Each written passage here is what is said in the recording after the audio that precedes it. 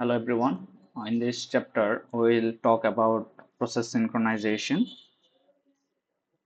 Let's talk about the background first. So, from the previous chapters, we already know that in a machine we can run multiple processes concurrently or in parallel. Processes can be executed concurrently or in parallel. So, how to execute processes concurrently? CPU scheduler switches rapidly between processes to provide concurrent execution. So we saw this in the scheduling chapter. So if we schedule a process in CPU, after a certain time, it is interrupted and then another new process is scheduled. So in this way, we can provide concurrent execution. Then this is the most important point. A process is actually executing some instructions. Let's say instruction 1, instruction 2, instruction 3, instruction 4. So a process is actually executing some instructions. So you need to remember a process may be interrupted at any point in its instruction stream. So let's say it is done with instruction 1 and it is about to start instruction 2. In this meantime, we can interrupt this process. So this is the most important point. So what is parallel execution? Two instruction streams execute simultaneously on separate processing cores. So let's say you have two cores. So one is executing the instructions of P1 process, another is executing the instruction of P2 process. So both processes are uh, executing simultaneously. So now this is a good thing for us. We can run multiple processes concurrently or parallelly, but with this benefit there are some issues we need to handle. So one of the issues is known as integrity of data. So now we will learn about this. What is this problem? So in one of your previous lectures you learned about producer consumer problem. You learn about producer consumer problem. So here is a process named producer and there is another process named consumer. They share a single buffer. Let's say it's a bounded buffer. Producer produces something and keep this in buffer until the buffer is filled up. Consumer consumes thing from the buffer until buffer is not empty. Okay, so whenever there is some empty space in buffer, producer produces, and whenever the buffer is not empty, consumer continues to consume. So this is our algorithm. So let's say we have a counter variable. We have a counter variable. It's an integer variable.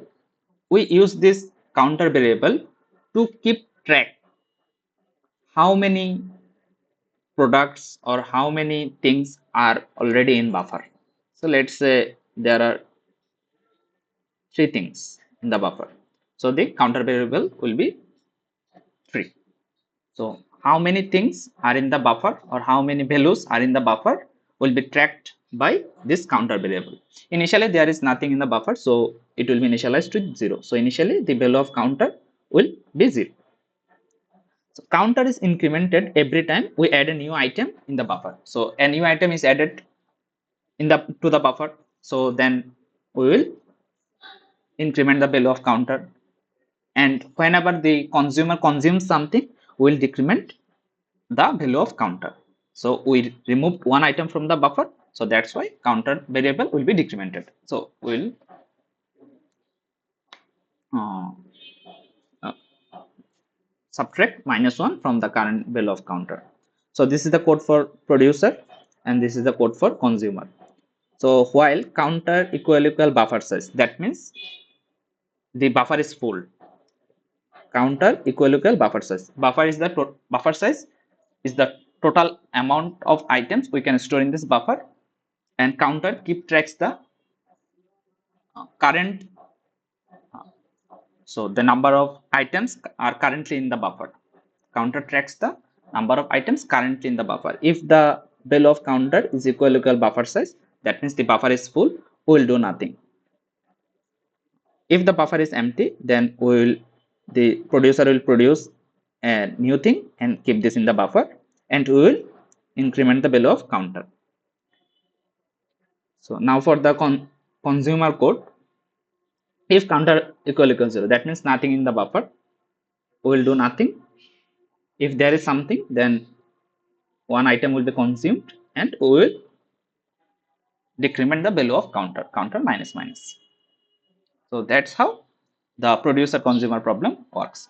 So whenever the buffer is empty, producer produces something and increments the value of counter, so the current amount of items, and whenever the buffer is not empty, the consumer consumes and decrements the counter.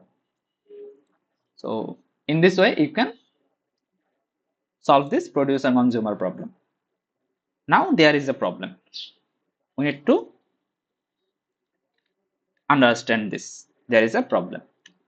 I will make the problem a bit easier. Let's say we have two processes, process 1 and process 2. Let's say process is producer, process 2 is consumer. So in producer, the value of counter is increasing, and is in consumer, the value of counter is decreasing. Here initially the value of counter was 0. The value of counter was 0. So process P1 is incrementing the counter, process P2 is decrementing the counter variable.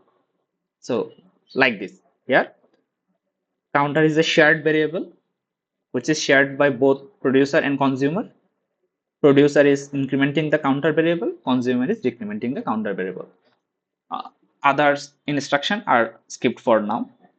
So process 1 is incrementing the counter variable, process 2 is decrementing the counter variable. Initially counter was 0 and P1 and P2 both shared the same counter variable. So if we run this program, process P1 and process P2, what will be the final value of counter? If we execute P1 and P2 once, what will be the final value of counter? Let's say P1 is executed first. So it will increment the value of counter. So counter plus plus, that means the value of counter will be 1. Then P2 is executed, counter minus minus. So finally the counter variable will be 0 again. Okay, counter plus plus means counter equal counter plus 1, and counter minus minus equal counter equal counter minus 1. So if we execute P1 first, then counter, the value of counter will be 1, and then if we execute P2, then counter will be 0 again. So the final value is 0.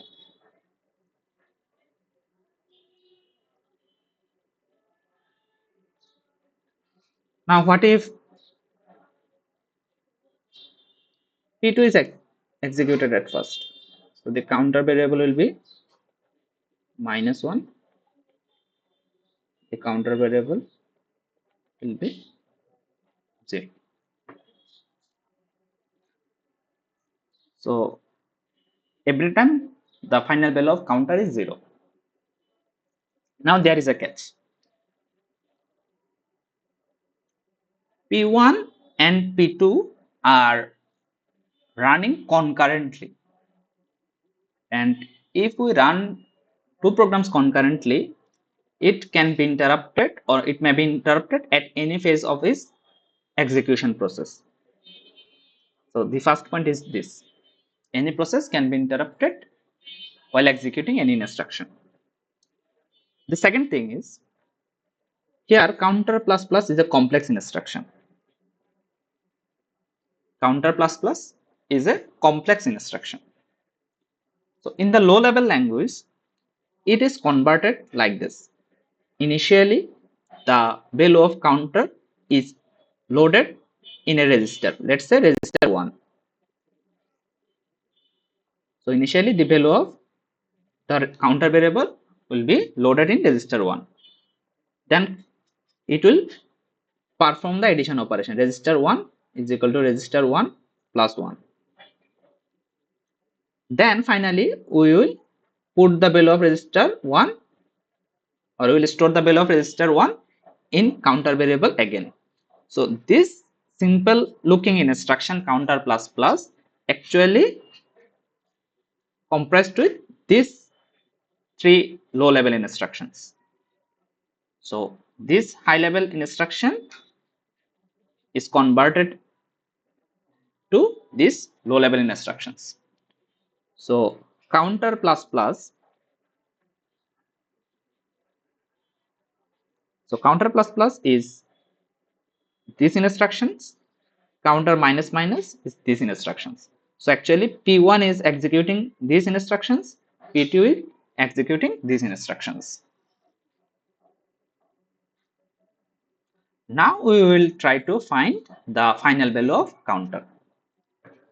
Let's say all the three instructions in process 1 are executed at first. So initially the value of counter is 1. So the value of register 1 will be 1. Then register 1 is equal to register 1 plus 1 is equal to 1 plus 1, 2. Then counter is equal to register 1, that means 2. So counter is 2. Sorry. The value of register 1 is 0. Initially it was 0.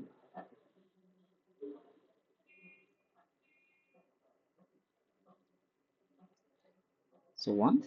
So value of counter is 1. Now the instructions in P2 will be executed.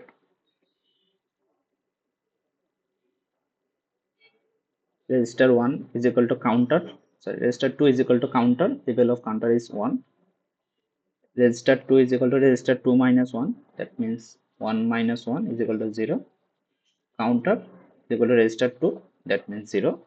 Wait a second, 0. So okay. So every time we are getting 0 for counter. Now this is the interesting case. Let's say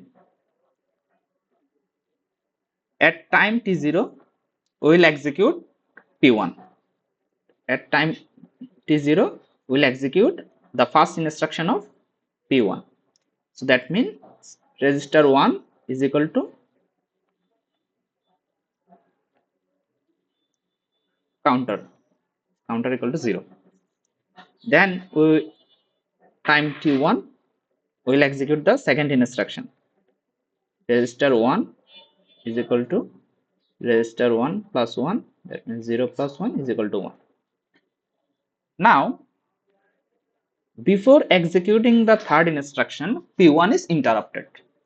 Before executing the third instructions, P1 is interrupted.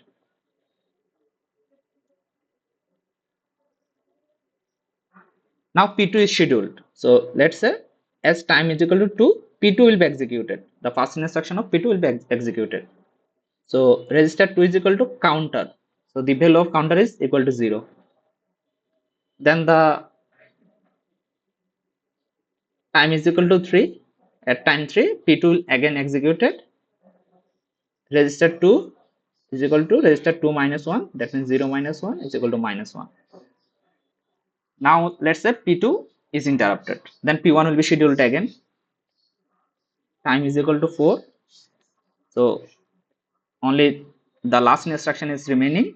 So counter is equal to register 1. The value of register 1 is equal to 1. So the counter variable is 1. Now at is equal to 5. So P1 is done. Now P2 is scheduled again. So only the last instruction is remaining. Counter is equal to register 2. The value of register 2 is equal to minus 1. So, minus. So the final value of counter is minus 1. So every time we are getting counter is equal to 0. But when we were executing P1 and P2 concurrently and we interrupted P1 during execution, then we got a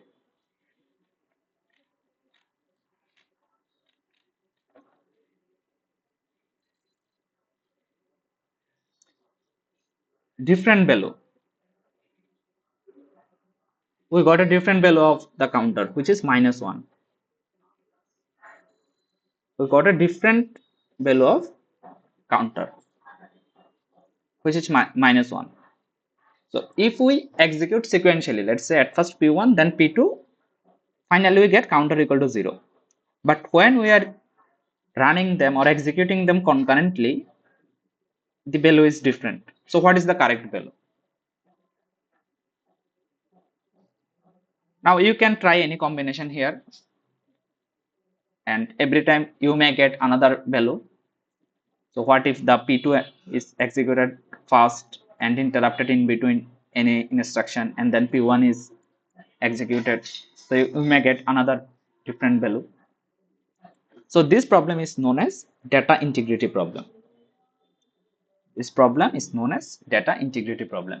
Whenever there is a shared variable and the processes are running concurrently, the value of any data, so the value of any variable may not be consistent. Okay, the final value of any variable may not be consistent. Basically, we are talking about the shared variable. Okay, so this is known as data integrity problem. The value of shared variable may be different for different cases. Okay, so this is known as data integrity problem.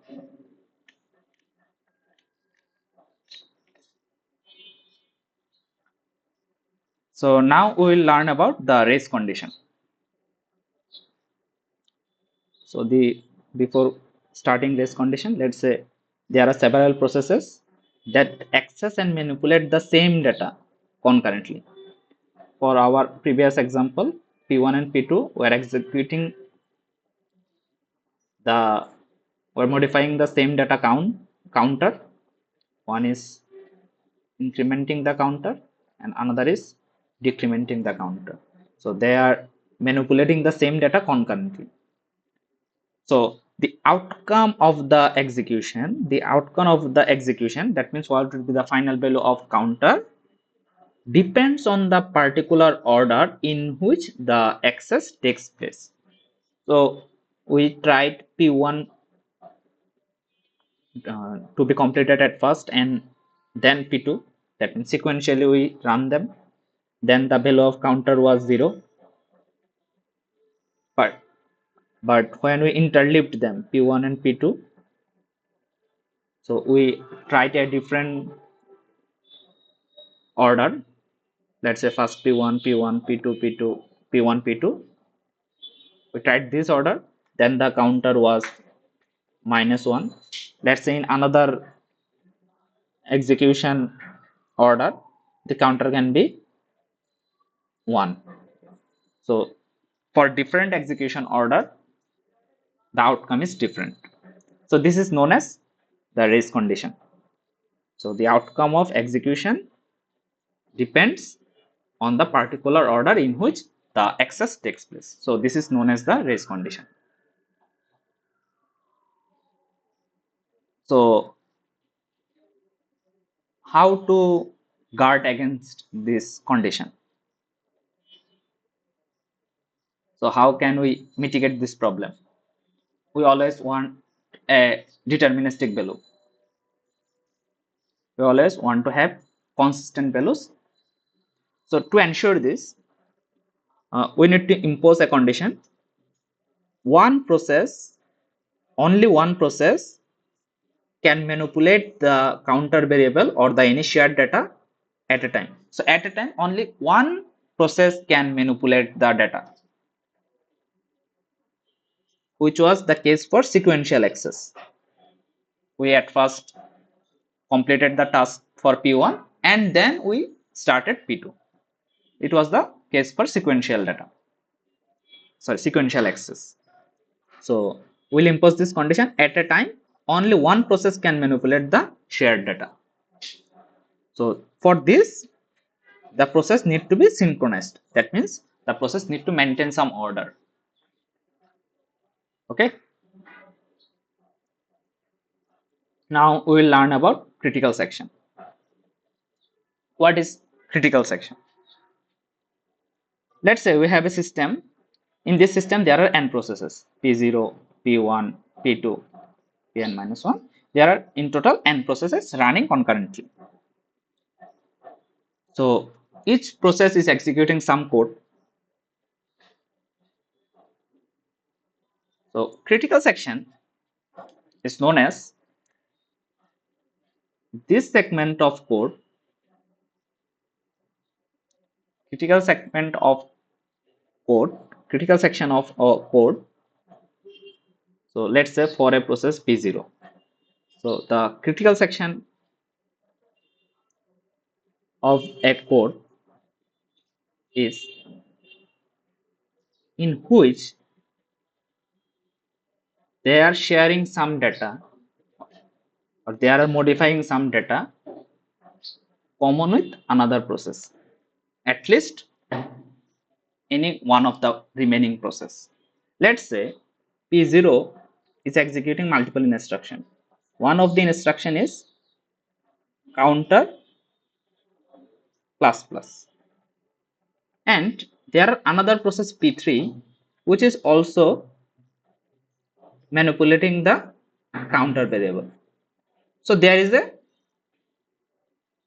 common shared variable between these processes P0 and P3.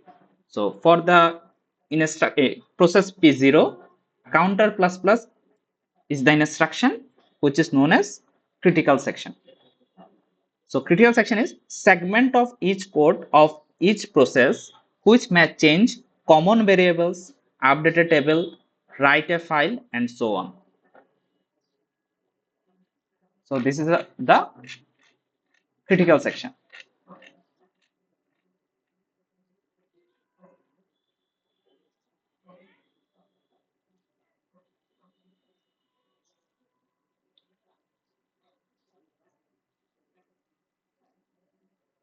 So each process has a segment of code named critical section in which the process may be accessing or updating data that is shared with at least one other process.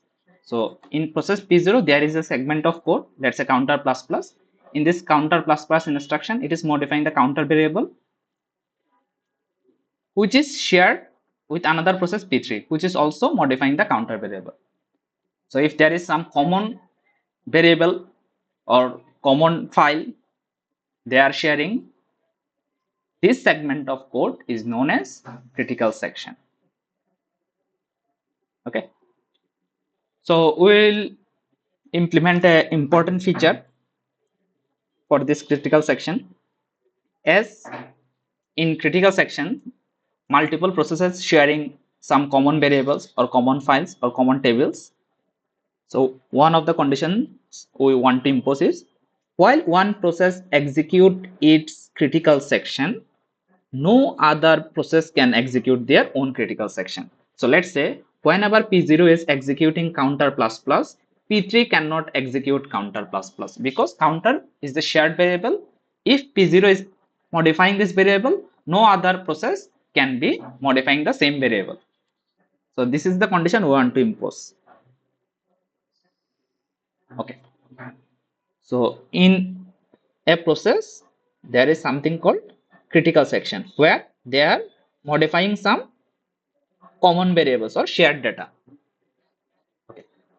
Now, as we imposed a condition, if one process is executing the critical section, no other process can execute their own critical section. So before entering a critical section, we need to check the shared variable can be accessed or not. So before executing the critical section, you need to check you can access the critical section now. So for checking this condition, there is something called entry section.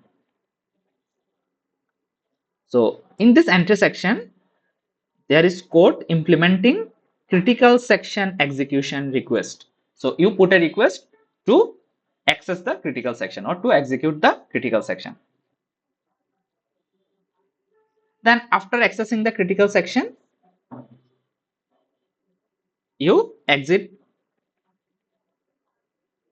So there is something called exit section. You let know others that you are exiting the critical section. So there is another portion of code named exit section, and the other segment of codes are known as remainder section, the remaining code of the program.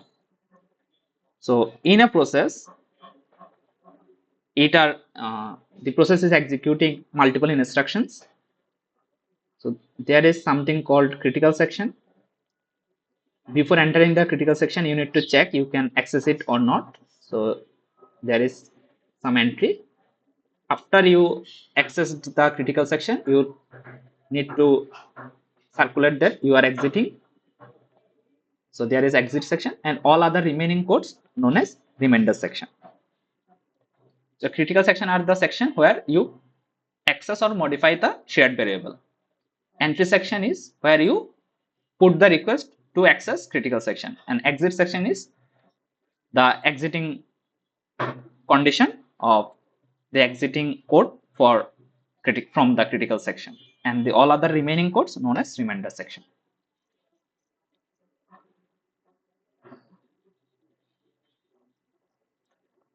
Let's say you have gone for shopping. There is a trial room. There's a trial room. There is a trial room. So every customer visiting this shopping mall will try to access this trial room. So here trial room is the critical section. Everyone wants to access it. Or this is the shared zone where every customer wants to go. So this is the shared room. That means many customer will use this trial room. So before accessing the trial room or before entering, you need to check the trial room is occupied or not. So you put a request to access the trial room. So this is known as the entry section.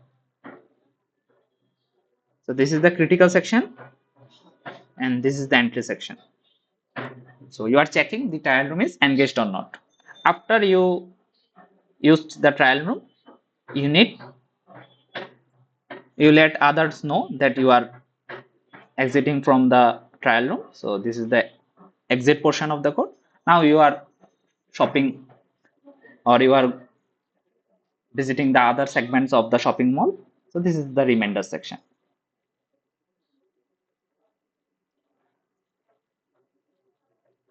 Okay.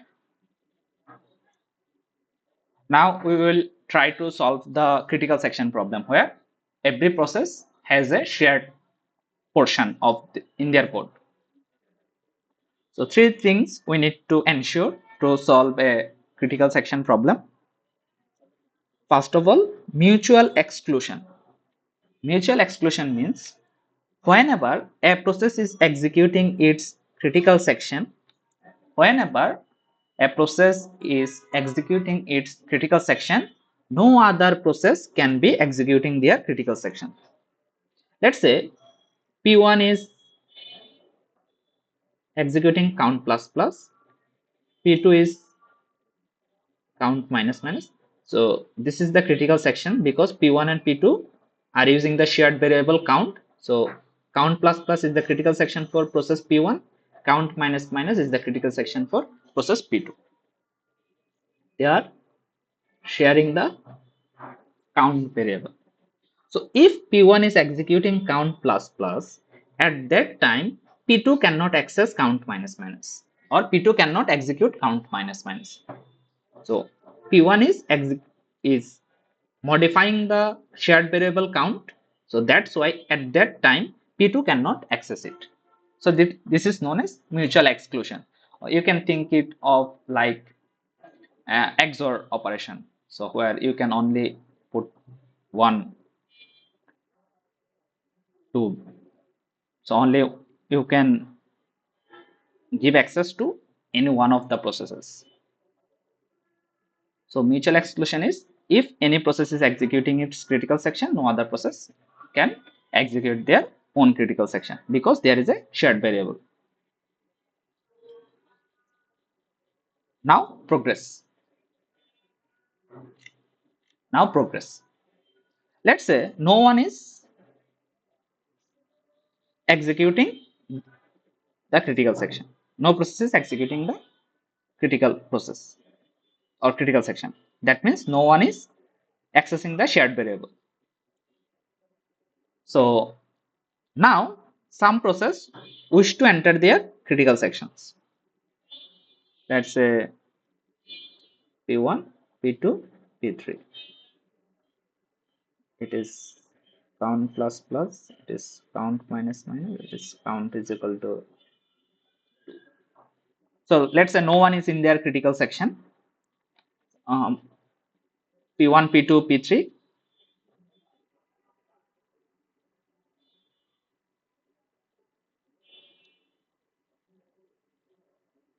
So in P1, you will perform count plus plus. In P2, you will perform count minus minus. In P3, you assign value to count variable, and then finally you will print them. Let's say you already performed count plus plus, and you wish to perform count minus minus for P2 or count equal to for P3. So let's say no process is executing its critical section. Some processes wish to enter their critical section. Here P2 and P3 wish to access or modify the value count. So only those who are not executing in their remainder section can participate in deciding which will enter the critical section. That means as no one is executing critical section, we wish to give access to the shared variable to any one of the processes. So here are three processes P1, P2, P3. So which one will be selected? So in the selection process, we will discard the processes running the remainder section. For example, P1 is running the remainder section. So it will be discarded from the selection process.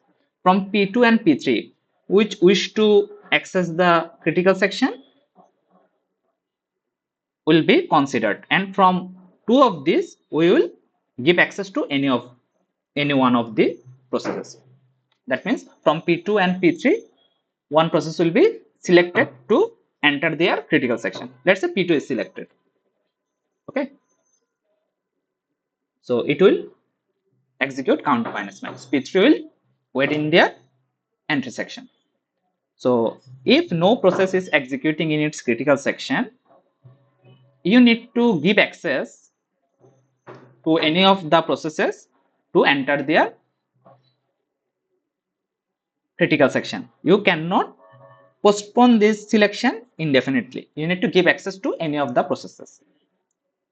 So which processes will be considered? Those who are not executing the remainder section will be considered. So from this participant, you will select one and give access to the critical section.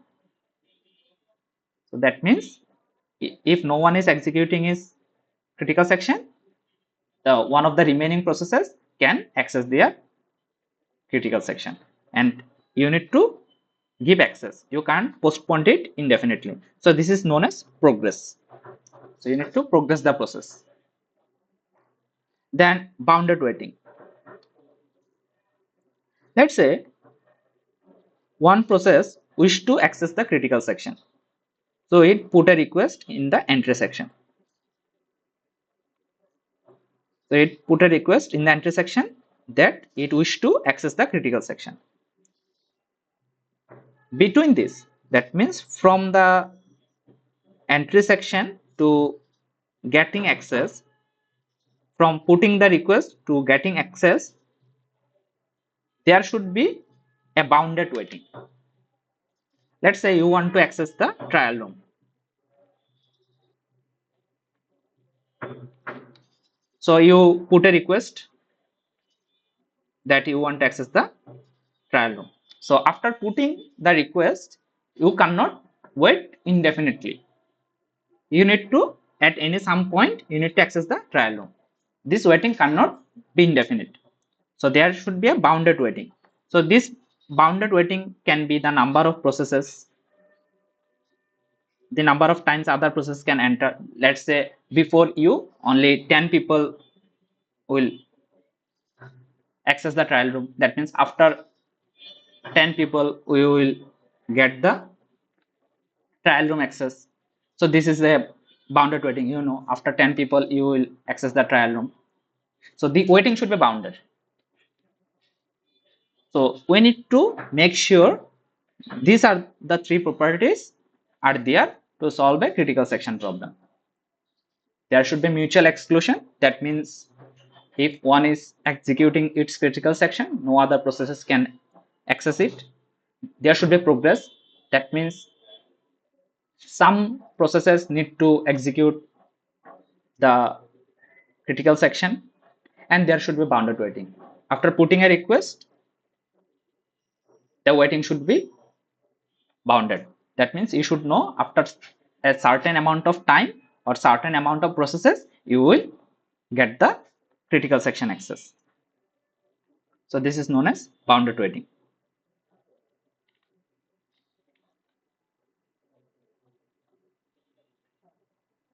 So now we will try to achieve the first goal, which is mutual exclusion.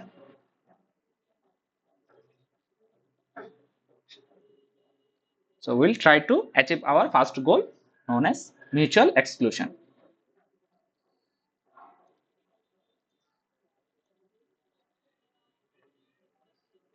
So at first we will learn about some hardware based solution. Some hardware based solution.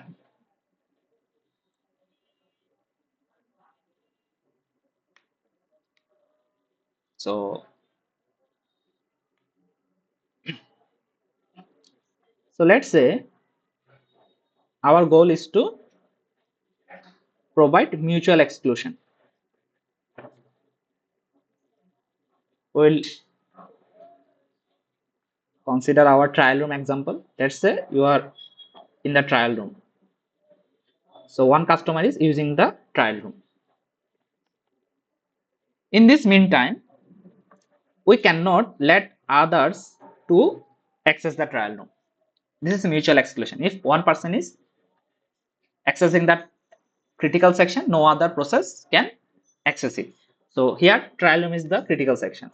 Everyone wants to access it, or it is the shared zone. So if one customer is accessing the trial room, other customers will be blocked to access the trial room. So how to do that? So the easy way is whenever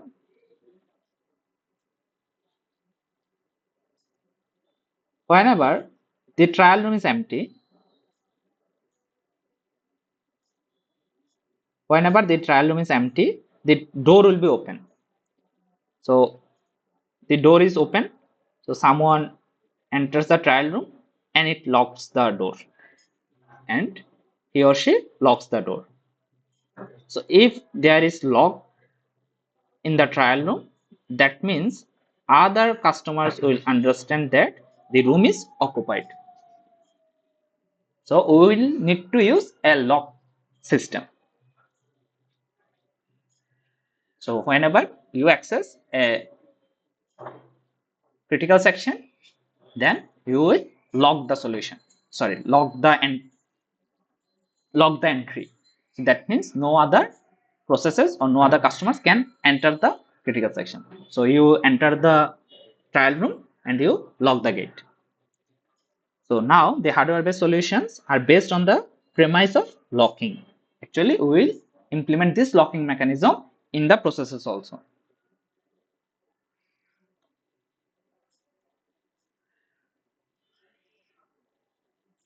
Okay.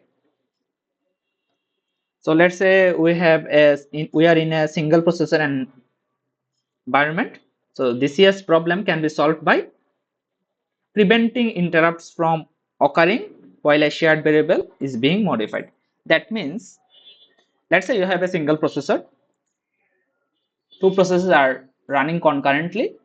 That means any processes can be interrupted during its execution. So whenever they are being interrupted, we saw there is a data integrity problem. So one of the solution can be we cannot interrupt others. So we'll prevent interruption. So if we prevent interruption, they will be executed sequentially. Then there will be no data integrity problem. And but this is tricky for the multiprocessor environment. So it wastes a lot of time if we stop interrupting. So we'll see another two example: test and set, compare and solve. So here the problem was if there are multiple processes running concurrently and they are sharing some variable, so while modifying them concurrently, there may be a data integrity problem. So one way to solve it is if we stop interruption. But this is tricky for multi-processor environment. So now we will see some hardware-based solution. How can we solve this problem? So this is the based on locking mechanism. These solutions are based on locking mechanism. That means whenever you are accessing some critical section of your program, then you will lock the entry so that no other process can enter it.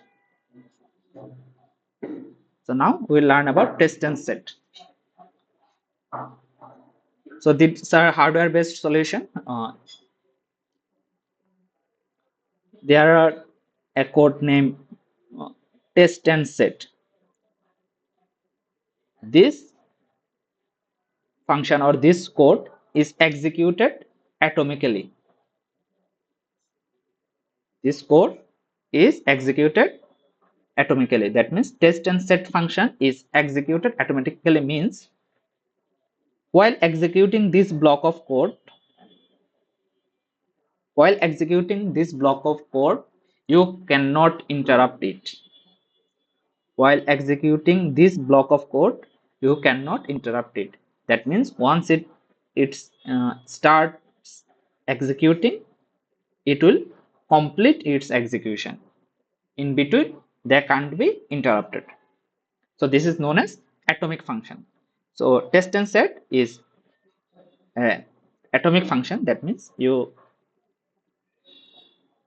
will learn them. You can execute them at once. So what is the operation performed within test and set? It takes a value. Let's say its name target. It saves its previous value. Then it assigns true to target and then returns the previous value.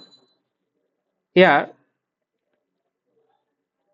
it takes a boolean input, a boolean parameter. That means the value of target can be either 0 or 1. It saves the previous value of target. Let's say the value of target is 0. So the return value is 0. Then it sets true to target. That means true means 1. So current value of target is 1. Then it returns the previous value. That means it will return 0 as RB is equal to 0. If the value is 1, if the value is 1,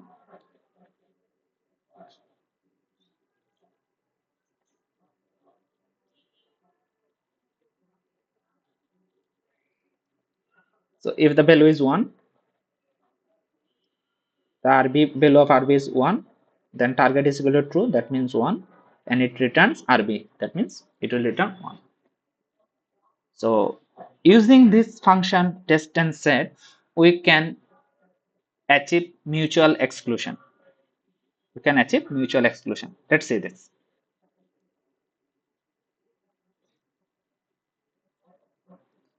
So how to do that? So let's say you have a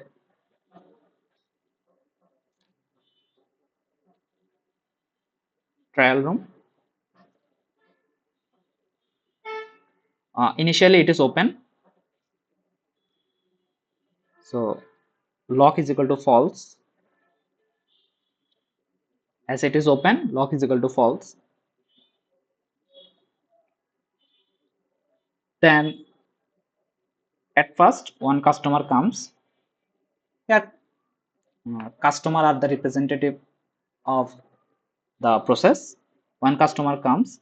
At first it will check the trial room is engaged or not. That means anyone is using the critical section or not. So here trial room is the critical section, customer is the process, and there is a lock function, a lock variable. Initially the lock is equal to 0. So it will check. So it is, let's say it is customer 1 C1. It will check the trial room or the critical section is engaged or not.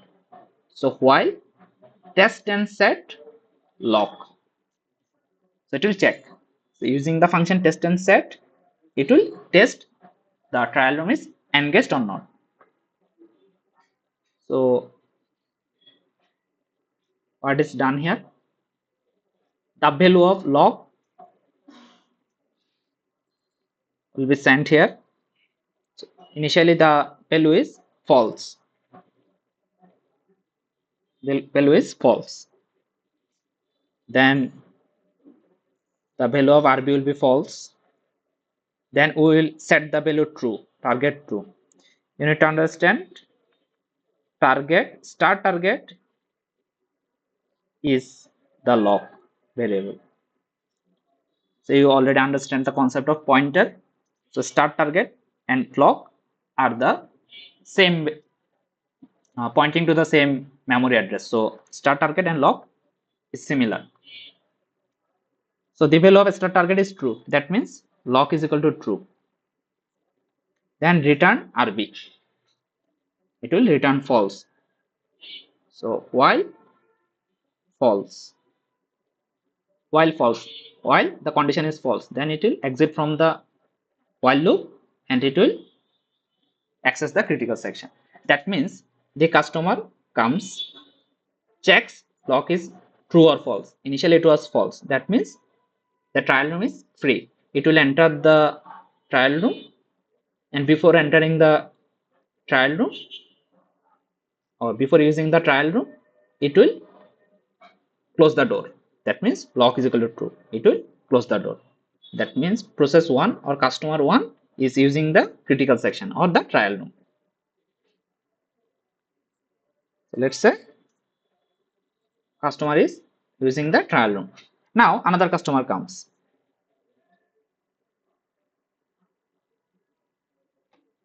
It is customer 1. Now another customer comes, which is customer 2. So it will again check this condition, the trial room is engaged or not. So it will send the value of lock to the test and set function. Currently the value of lock is true.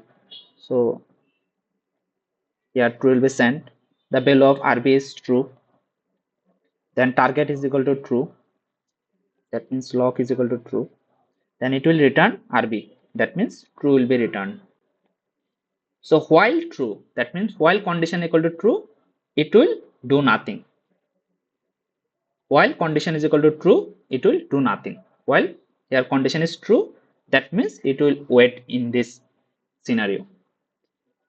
That means it founds that lock is already true. That means the door is closed. That means the critical section is being used. So it will do nothing. So in this way, we can achieve mutual exclusion. For example, C1 is using the critical section, C2 is blocked from using the critical section. C2 is blocked from using the critical section. So C1 is using the critical section, C2 is stuck in this while loop. C2 is stuck in this while loop. Now, after some point, C1 will exit from the critical section. So before exiting, it will, this is the exit section. So before exiting, it will make the lock false. That means it will open the door again and come out of the trial room. So the value of trial is equal to, sorry, lock is equal to false. And it will execute the remainder section. Now C2 again check this. C2 will again check this. Now C2 will come. C2 will come. It will pass the lock variable here. The value of lock is false now. So RB is equal to false. Target is equal to true. Then return RB. False is returned. So while condition is false, that means it will come out of the while loop and it will access the critical section now. So if C2 comes out, sorry, C1 comes out, C2 can access the critical section now. So in this way, using test and set, you can achieve mutual exclusion. That means whenever a process is accessing the critical section, other processes is blocked from entering the critical section. Okay. So before accessing the critical section, you need to check the value of lock. If lock is false, that means the resource is not engaged. So you keep the access, or you acquire the access. That means lock is equal to true. That means you closes the door and you will using the critical section. While you are using the critical section, every other processes will be blocked from accessing the critical section because lock is false. While lock is false, you are stuck in this while loop. So in this way, you can use test and set to achieve mutual exclusion. There is another hardware based solution which is known as compare and swap. So this is also a atomic operation. That means whenever you are executing compare and swap, you will not be interrupted. You will not be interrupted. So in test and set, there is only one binary variable. Either it was 0 or it was 1. The compare and swap works like this. It takes a value, then it takes another expected value and another new value. Initially, it stores the previous value of variable value. Then, if the previous value is same as the expected value, then it will assign the new value to the variable. So, if they are equal, then you will assign the new value here. Then it will return the previous value of, let's say, it is bar. There is a variable bar.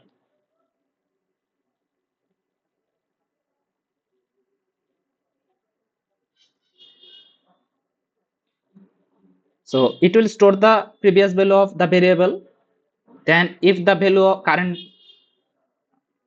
if the sorry, it will store the current value of variable.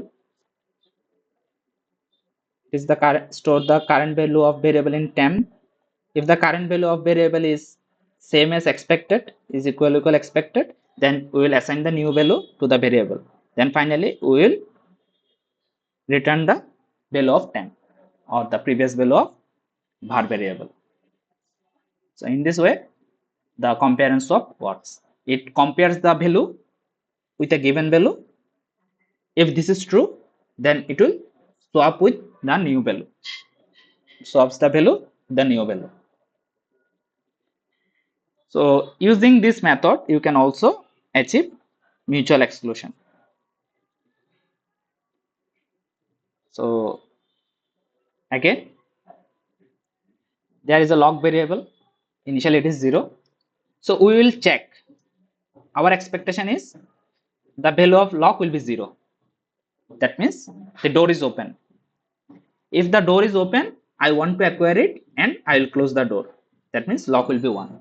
The lock will be, the value of the lock will be 1. So that means initially it is our trial room. The door is open. That means lock is 0. We didn't lock the door. We expect that the lock is 0. That means the door is open. If the door is open, we want to acquire the trial room. That means we will lock the door. So everything is like test and set, but it gives you more flexibility to use different kinds of expected and new value. So compare and swap is also like the test and set, but it gives you more flexibility because you can set any expected value or any new value here.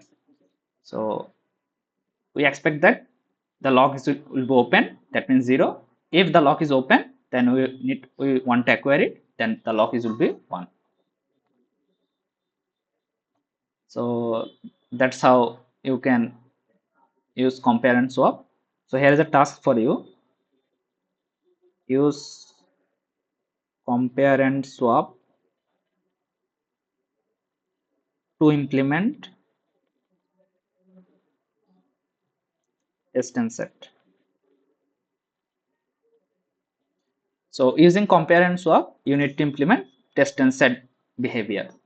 So here is it is given, but here is the task.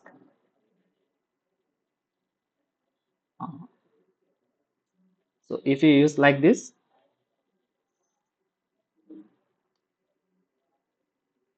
this works like test and set, but you need to understand it. This is the home task for you. Just go through it. You will understand how this works. Okay. Now, so we saw two hardware-based solution. In the hardware, you have this methods implemented or for your support, test and set, and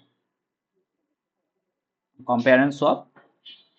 But as for the application level programmers, using this method is not quite so friendly. So we will explore some software-based solutions.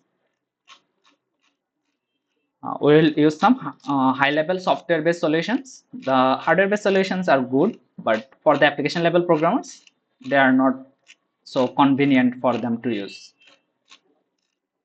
So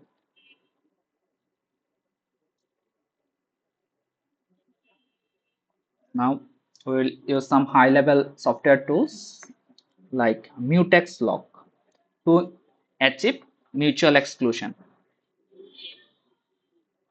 So we didn't achieve the other two properties, progress and bounded waiting. They are a solution uh, for this. How to achieve this? So in the test and set or compare and swap, you can also in your code you can also achieve bounded waiting. So in your book it is given, so you can self study it. Now we will learn about mutex lock. So it is a software based tool to solve the CS problem. CS means critical section problem. So one of the tool is mutex lock. Mutex means mutual exclusion. Mutual exclusion. Mutex. Mutual exclusion. So these are the software based solution. You need to remember these functions are atomic functions. That means while you are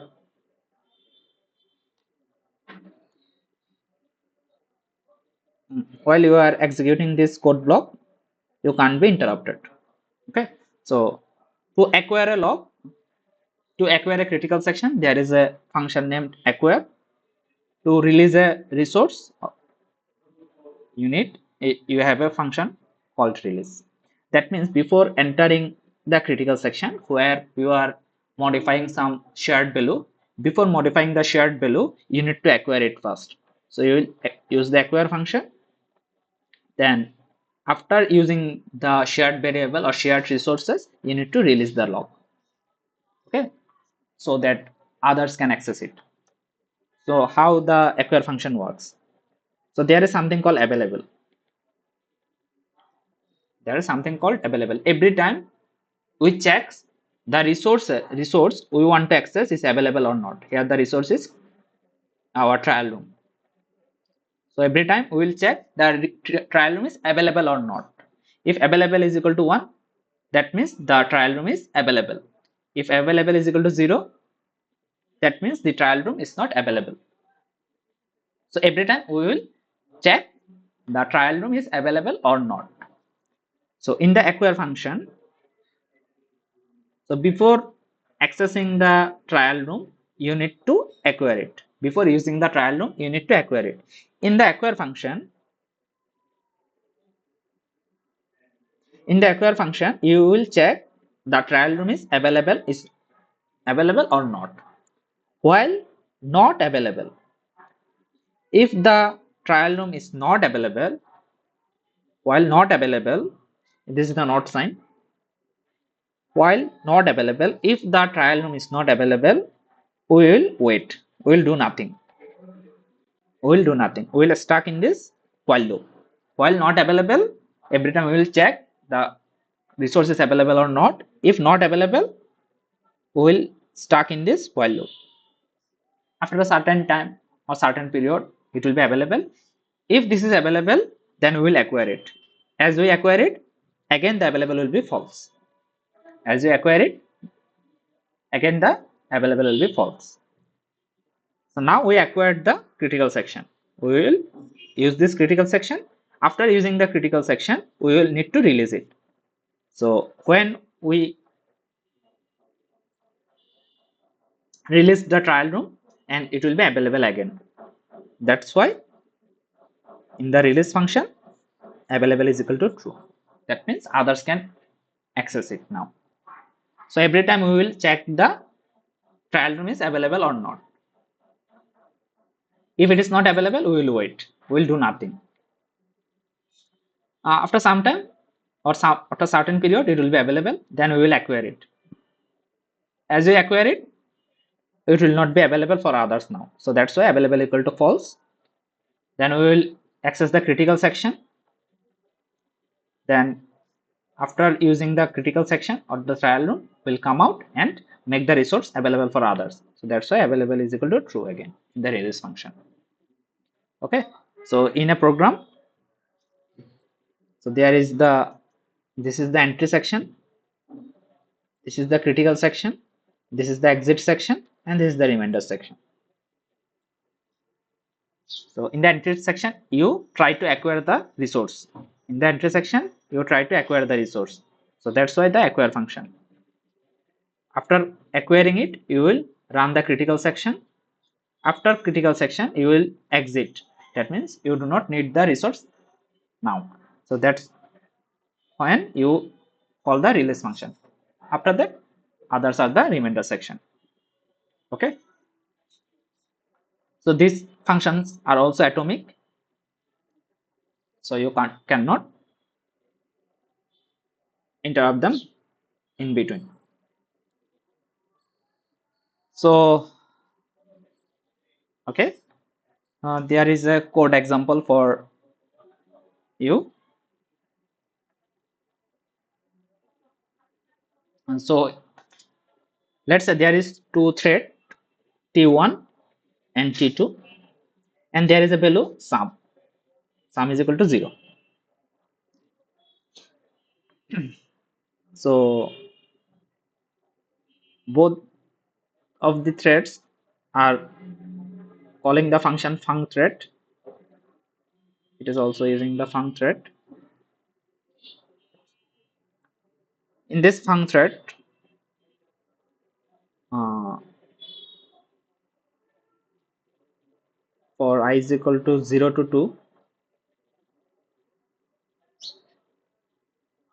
it is incrementing the sum value. For I is equal to 0 to 2, it is also incrementing the sum value. Here, sum sum is a shared variable. Thread T1 is also modifying the sum variable.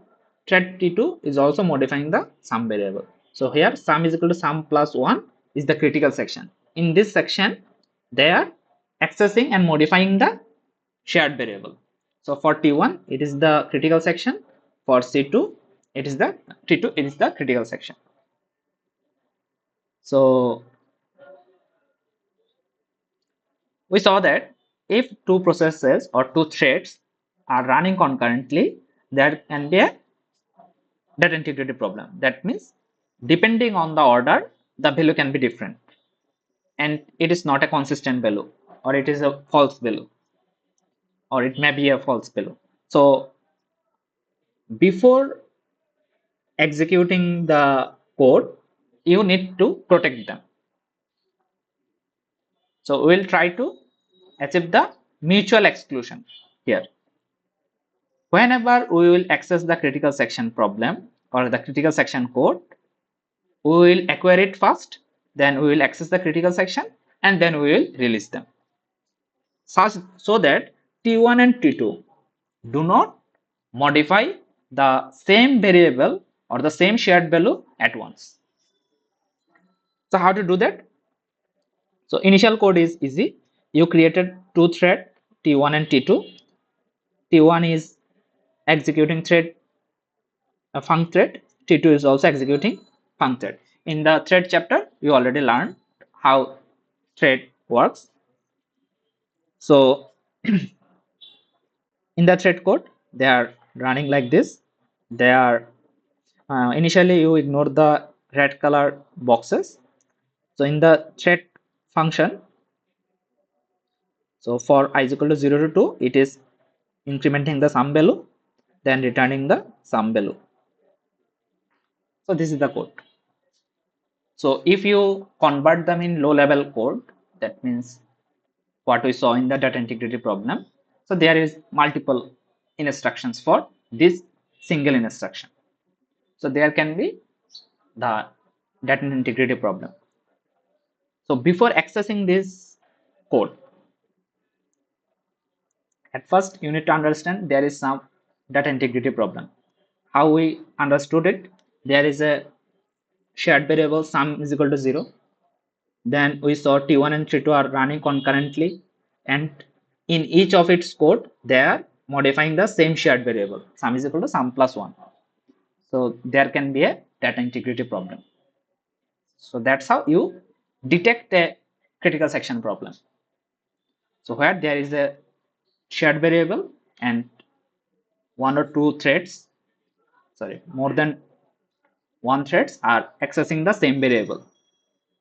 So whenever they are accessing the same variable, this is known as critical section. So you need to satisfy the requirement to solve a critical section problem. So what are the solutions for mutual exclusion? So we saw two hardware based solution. Now we are using the software based solution, which is mutex lock. So before accessing the critical section of code, you need to acquire the code. You need to acquire the critical section. So how to do this? you need a mutex. That means before using sum is equal to sum plus 1, you need to acquire, and after using sum is equal to sum plus 1, you need to release it. Okay, so here before sum plus 1 there is the acquire function, and after using sum equals sum plus 1 there is the release function. So you take a value mutex m, you initialize value mutex m is equal to null, then you use mutex lock. Mutex lock is the function from the POSIX library. It is equivalent as acquire. Mutex lock is equivalent as acquire, and you enter the critical section and execute the critical section, and then you mutex unlock. Mutex unlock is same as release function, and mutex unlock is from the POSIX library. After that, you join the thread code and destroy the mutex. As you do not need it now, you can destroy it. So basically, the key point is whenever you are using or you are modifying the shared variable, you need to acquire the code. So such that mutex or mutual exclusion is confirmed. Okay. So whenever there is a shared code, you need to use mutex lock. And after accessing the shared code, so shared variable, you will mutex unlock it. That means it is the acquire and release, equivalent of acquire and release. So I hope you got it how to achieve mutual exclusion whenever you are modifying the shared variable. Okay, so how to detect a critical section problem? There will be a shared variable, and more than one processes will be modifying them at once. So here T1 is modifying the sum variable, T2 is also modifying the sum variable. So this is the critical section code. So there can be multiple critical section. So for each critical section, you need to use different mutex lock. Okay, there may be multiple processes or multiple threads. You need to use different mutex lock for different critical section. So in this way, you can use mutex to achieve mutual exclusion. Okay, this is the output of this code. Now we will learn about semaphore. So semaphore is, what is a semaphore? Semaphore is an integer variable. So we will denote semaphore as S. Uh, so in semaphore, you are given two standard atomic operation, wait and signal. So this is the wait code. This is the signal code. Okay. Uh, so this is also a atomic function. You cannot interrupt them in between. So what does the semaphore do? So many times, whenever we are accessing some shared variable or common variable, we want to execute them in a certain order. We want to execute them in certain order. Using semaphore, you can achieve this certain order. Okay, you can synchronize multiple processes or multiple threads so that they can execute in a certain order. So here we will see a basic version of semaphore where we will only use the semaphore so that multiple processes cannot run or cannot modify shared variable simultaneously. Okay, so if you need to maintain some order or maintain synchronization, you can use semaphore variable. So you are given two port, wait and signal.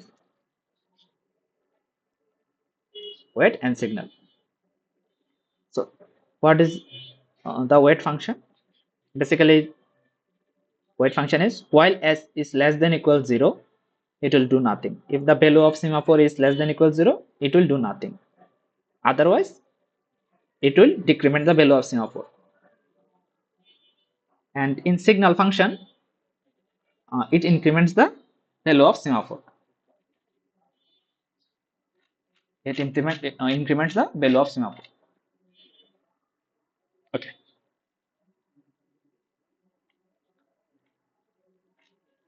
So okay. So we will try to achieve mutual exclusion using semaphore. Let's see how we can do that.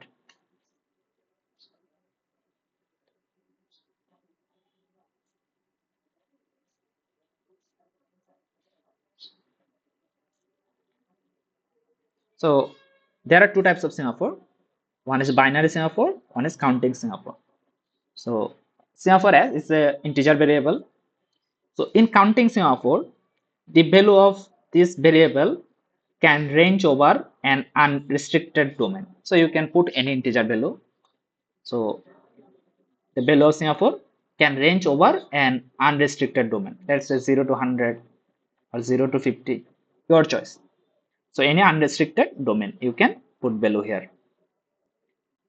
What is the use case of this counting semaphore? So the use of counting semaphore is one of the use case can be you can manage the number of let's say you have 5 resources. Okay, you have 5 trial rooms. So there are multiple instances of a single trial room. So there are 5 trial rooms. They are look-alike. Now you want to give access of these 5 trial rooms to the customers. So you can manage this using counting semaphore. Okay, so we will have some example. So counting semaphore can be used to control access to a given resources consisting of finite number of instances. At first we have only one trial room and everyone is using this single trial room. So you can use test and set or try compare and swap or with a software based solution mutex log. So if you have multiple trial rooms, you can manage them or you can give access to them using counting semaphore. And counting semaphore can be used to solve various synchronization problems. We will have some example. Then binary semaphore. So binary semaphore is the value of the semaphore variable can be in between 0 or 1. It will be either 0 or it will be either 1. Binary semaphore behaves similar to mutex log. So the behavior of binary semaphore is same as mutex log. Okay. Now we will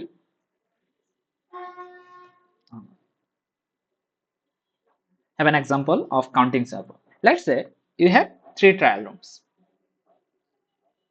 Okay. So the customer will come and can acquire any of the trial room. The customer can come and acquire any of the trial room. So every time you need to one customer comes, you need to check any of the trial rooms are is free or not.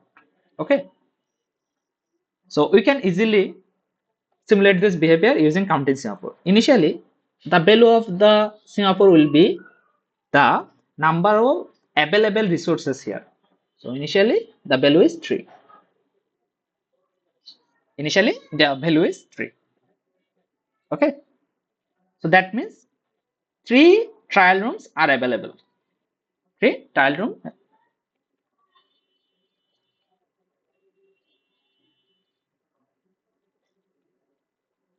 So initially, three trial rooms are available. Whenever a customer comes, he need to check any of the trial rooms is available or not.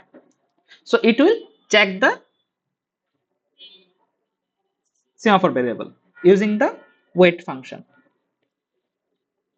So what the wait function do? While s less than equals 0,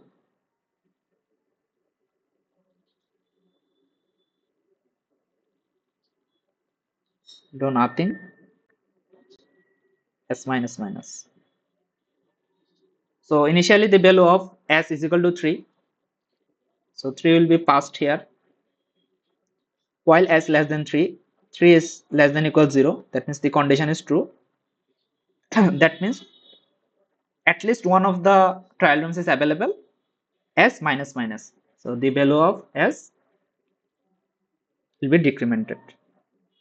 Is equal to. That means it acquires a trial room. Now the available trial rooms is 2. So customer 1 is using the trial room. Let's say another customer comes. It will also call the wait function. So now the value of s, which is true, will be passed. 2 is less than equals 0. That means at least one of the trial rooms is available. Then we will s minus minus s equal to 1. Let's say customer 2 is using another trial room. Let's say another customer comes. It will call the wait function. So the value of s is equal to 1. 1 less than equals 0. That means at least one of the trial rooms is available. It will decrement the value 0. So customer 3 is using the trial room. Now another customer comes. Customer 4. It will call the wait function. So here the value will be 0. 0 is less than equals 0. So the condition is true.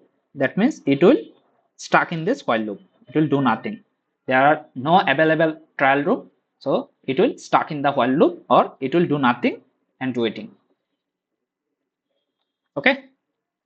So that's how, if there are multiple instances of same resources, you can manage them or give access to them using semaphore. Now let's say one of the customers C1 want to leave the trial room. So it will call the release function. So what does the release function do? S plus plus. So customer 1 wants to leave. So now the value of s will be passed. Value of s, current value of s is equal to 0. S plus plus means s will be 1. That means if customer 1 leaves, one trial room will be available. Now customer 4 can access it. So in this way, you can manage the resources. So initially you will initialize the value of semaphore as the number of resources available. Then whenever a process wants to access any resources, it will call the wait function to check any of the resources is available or not. If any of the resources is available, it will acquire it and the available resource count will be decremented. Whenever a process releases a resource, it will call the signal function or release function. Signal function and release function is same. So we'll call this signal function. Signal function. So it will call the signal function. So that means available resource count will be incremented. If s becomes 0, that means all resources are used. So until s becomes greater than 0, all other resources wish to access the trial room or the resources will be blocked. They cannot access the resources. If s is less than or equal to 0. If no other resources available, no process can access the resource. So until s greater than equal 0, that means at least one of the processes, sorry, one of the resources is not available, all other processes will be blocked. So in this way you can use semaphore, counting semaphore. Now binary semaphore. So we will see an example how to synchronize using binary semaphore. Let's say there is a process P1. It prints the value CSC, and there is a process P2 which prints the value 321. There is a process P1 which prints CSC, and there is a process P2 which prints 321. So in the output, let's say P1 and P2 are executed simultaneously. P1 and P2 are executed simultaneously. So the output can be CSC 321 or the output can be 321 CSC. If P1 is executed first, then P2, the output will be CSC 321. If the P2 process is executed first and P1 is executed later, then the output will be 321 CSC. So these are the possible output. Now we want to print. We want to print CSC 321. We want to print CSC 321. That means we want to force to process P1 to be executed first. After that, P2 will be executed. So how to do this? P1 and P2 are running or executing concurrently, but we want to execute P1 first and then P2. How to do that?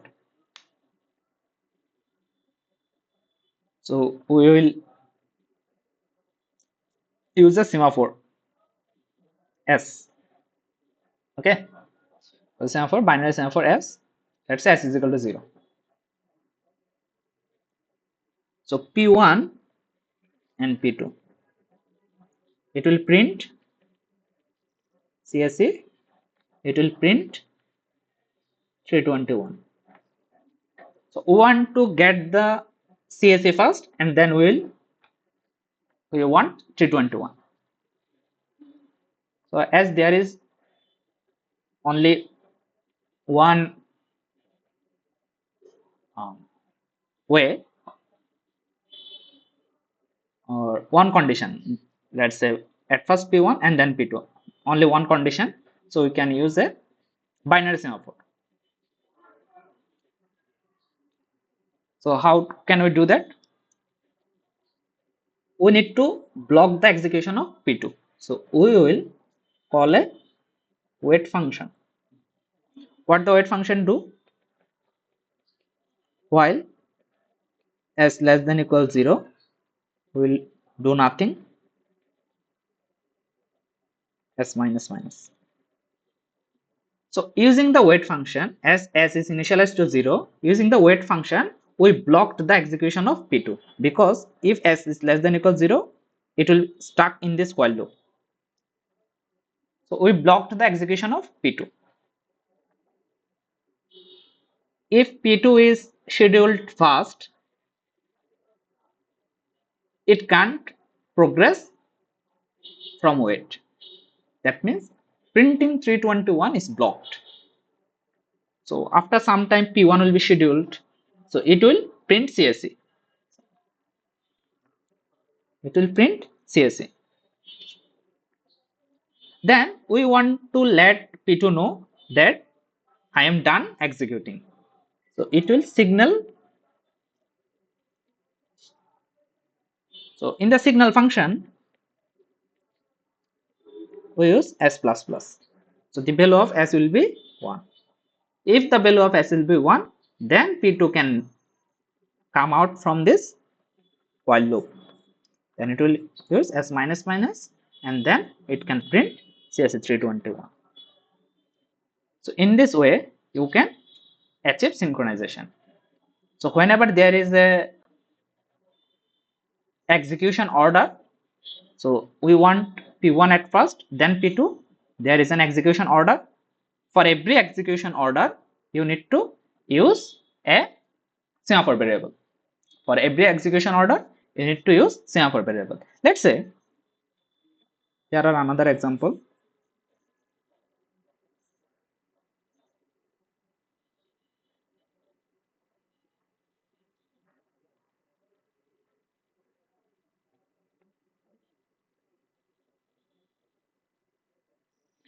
So let's say P1 prints C, P2 prints S, P3 print E. Okay. So in the P1, P2 and P3 are three processes. They are running concurrently. So any of the process can be scheduled and any of the process can print its corresponding output. But in the output we want CSC. In the output we want CSC. That means the order is P1 will be executed first, then P2, then P3. So there are two different execution order.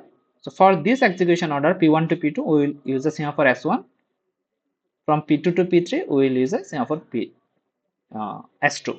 Initially S1 is equal to 0, S2 is equal to 0. So P1 prints C, P2 prints S, P3 prints E. Okay, so we want to block the execution of P2 so that it can be executed before P1. So we will wait until P1 is finished. Whenever P1 is finished, it will signal P2 using the semaphore variable as 1. Again, for P3, we want to block the execution of P3 until P2 is finished. So it will wait for P2 to be finished using the semaphore S2, and it will, after the execution of P2, it will signal P3. So P1, P2, P3, they can execute it in any order. Let's say P2 is scheduled first, but it will be stuck in this wait S1 as S1 is equal to 0.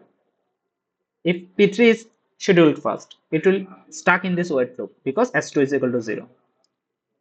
After some time P1 will be scheduled, then it will print C. Then it will signal S1. That means S1 will be 1.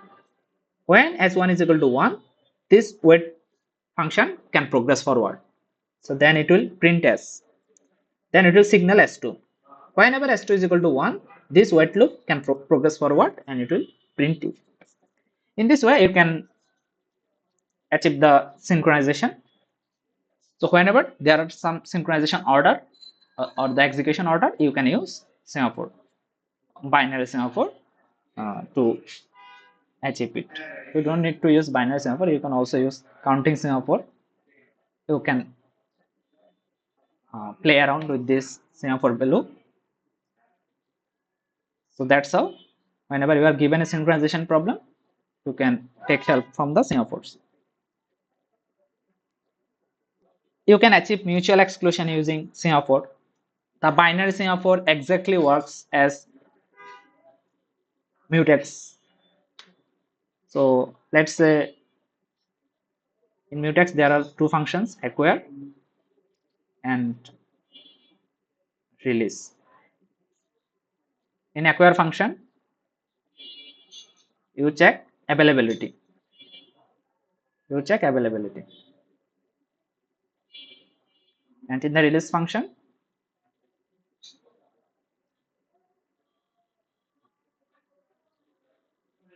you release the resources. So if the binary semaphore value,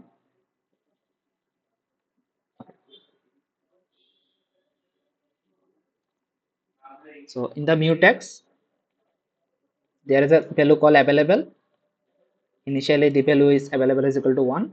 There is a acquire function. While it's not available, do nothing.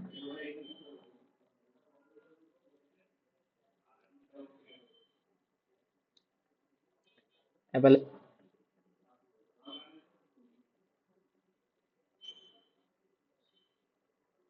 sorry.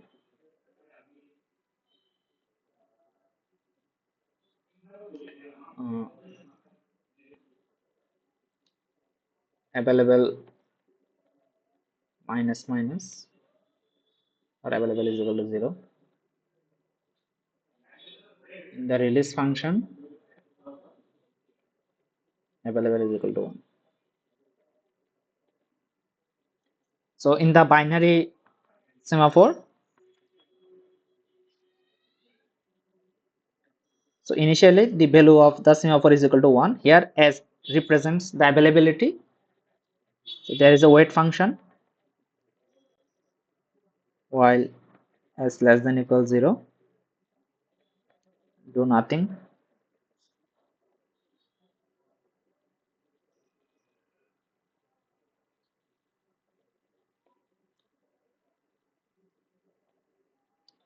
Do nothing.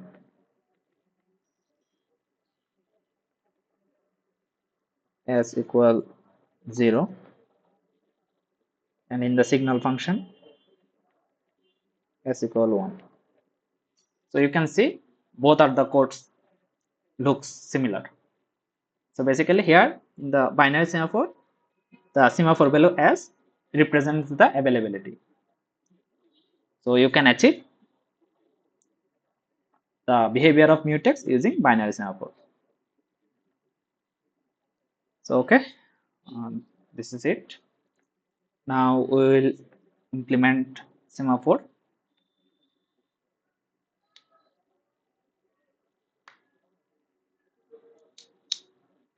Here the wait and signal are dynamic functions, and you must guarantee no two processes can execute the wait and signal function on the same semaphore at the same time. So this implementation is quite critical. So okay,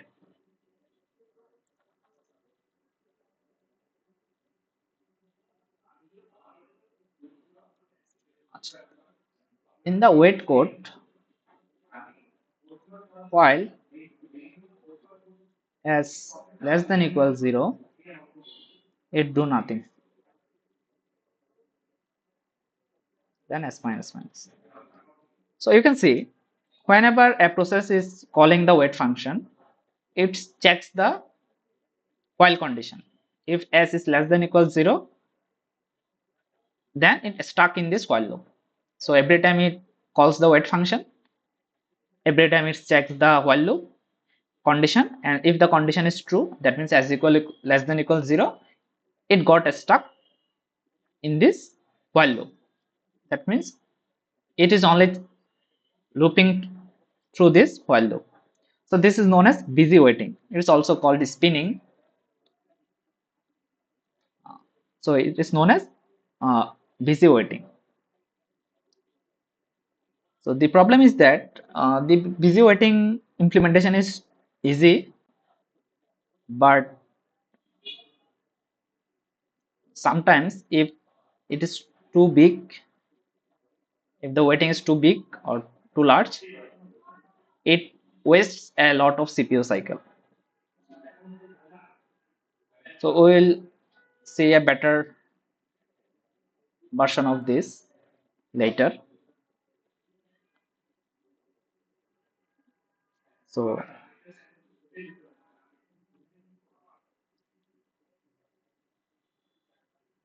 so if the applications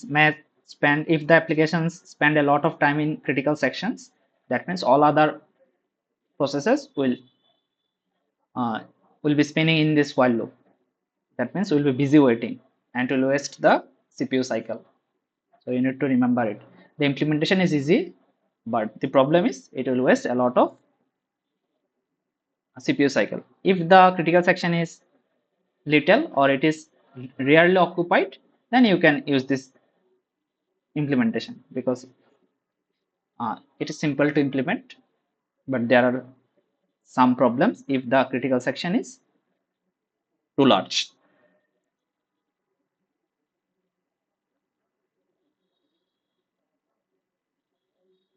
Okay,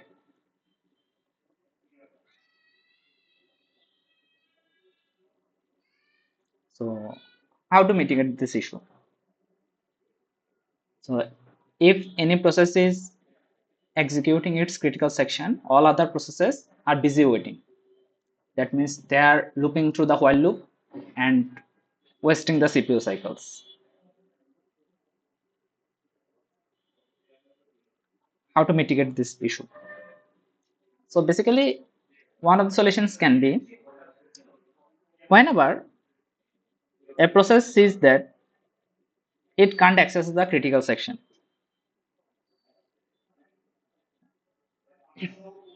whenever a process understands that it can't access the critical section now, so the best way is the process can block itself.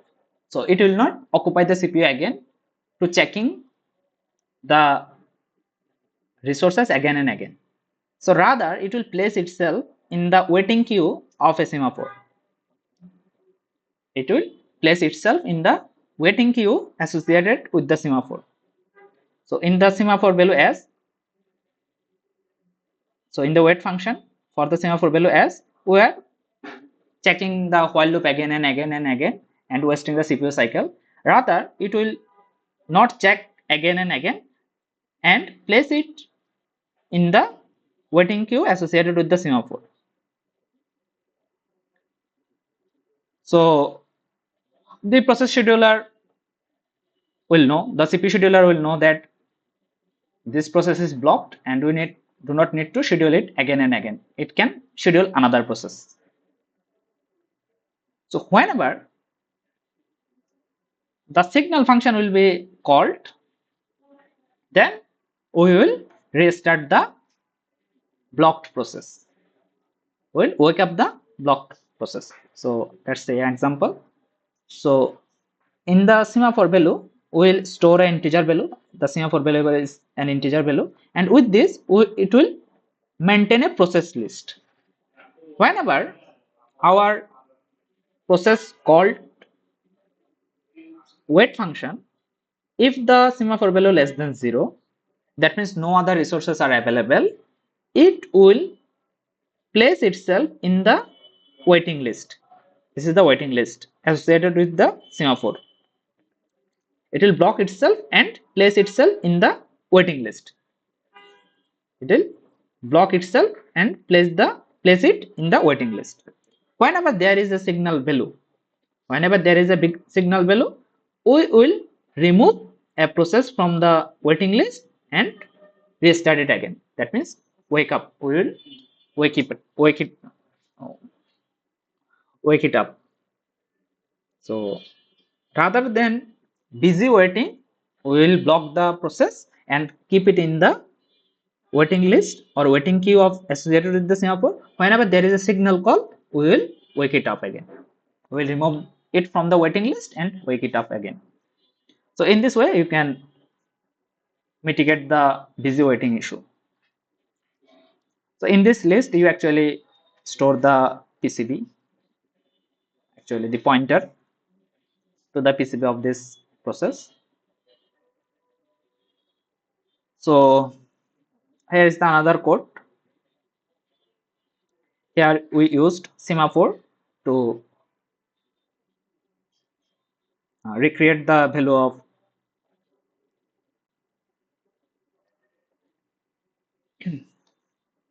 mutex.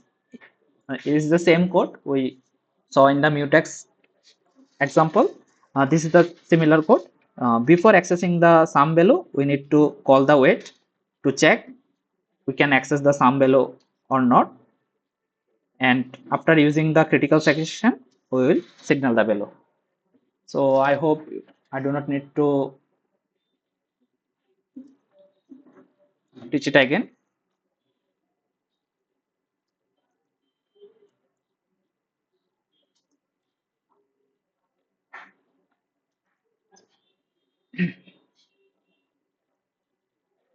So this is the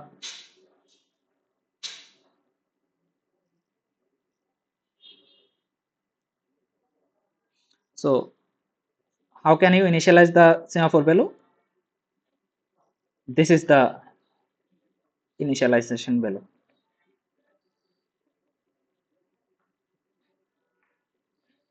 This one is the initialization value. That means semaphore s is equal to 1. Okay. Uh, 0 means this is the value called p shared. You will learn more about this in your lab session. But to initialize value, you need to pass the semaphore variable. Then this is the value for p shared, and if it is 0, that means the semaphore is not shared. Then it is the initial value of the semaphore. That means s is equal to 1. So if you understand the mutex example, this is also same. We also saw how using binary semaphore you can replicate the mutex behavior. Now we will learn about application of semaphore in the bounded buffer problem. So the bounded buffer problem is that there is a producer, there can be multiple producer, and there are consumers, there can be multiple consumer, and there is a fixed size buffer. It works like a queue. Whenever a producer produces something, it pushes the value in the queue. Whenever the consumer consumes a value, it pops from the queue. So producer generates piece of data and put it into the buffer and start again. Consumer removes data from the buffer. So producer produces something and push it in the queue. Consumer pops out the data from the buffer. So producer produces till buffer is not filled up, or consumer consumes until the buffer is not empty. Okay, so concern one, producer won't produce data when the buffer is full, consumer won't remove data when the buffer is empty. So this is the bounded buffer problem, and here is the solution using the semaphore. We already saw this using lock. So producer produces the item. If the item count, the initially count value, if the item count is equal to buffer size, it will slip. That means it will do nothing. Otherwise, it is put into the buffer and item count will be plus plus.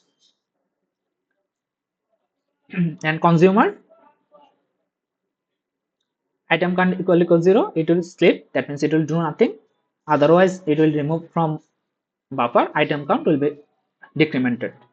That means we consumed an item.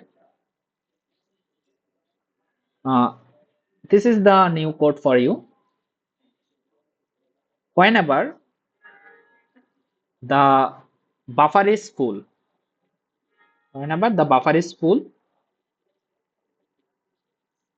the producer will go to sleep.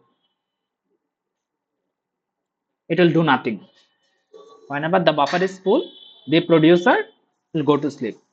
Whenever the consumer says the buffer is, consumer says the buffer is empty, the buffer size is 0, it will go to sleep. Okay. Item count, buffer size equal buffer size. That means the buffer is full, then the producer went to sleep. When item count equal 0, that means there is buffer is empty. The consumer went to sleep. Now, if item count equal buffer size minus 1, item count equal buffer size minus 1, that means there is at least one empty spot in the buffer, the consumer will wake up the producer. That means I consumed one item, you can produce now. So the initially the producer was sleeping, whenever the consumer consumes something, there is at least one empty spot. The consumer will wake up the producer. Like that, when the item count equals 0, that means the buffer count buffer is empty. The consumer will go to sleep. So if item count 1 equal 1, that means there is at least one item in the buffer. The producer will wake up the consumer to consume the item. So this is the new addition. So we will not keep checking again and again in the while loop. Rather, we will sleep and the other will wake up it. So if the buffer size fill, the producer sleeps. Whenever there is an empty spot, the consumer wakes up the producer. And if the item count equals 0, consumer sleeps, the producer is waking the consumer when the item count equal 1. That means there is at least one item to consume. So producer sleeps,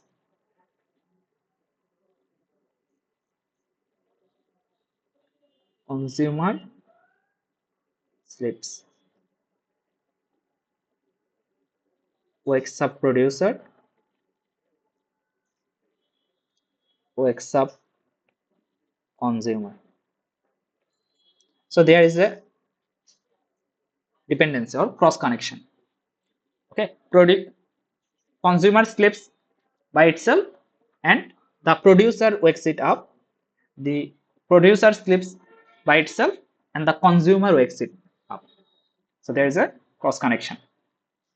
So initially the solution looks okay, but there is a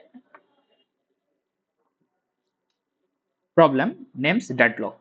At first we understand this, how deadlocks work. So if any process sleeps, another process can wake it up. If any process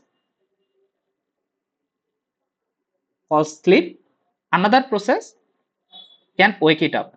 So before the sleep function needs to be executed, then the process will go to sleep, and after that, when you call the wake up function, it will restart again. So the order is you need to go to the sleep at first, then another process will wake you up. So the order is at first you need to call sleep and then you need to call wake up. What if the order is not maintained? Then we will face the deadlock. That means, let's say there is two semaphore. Let's say S, let's say Q. S is equal to 1, Q is equal to 1. There is two process P0, P1. Okay, P0 and P1.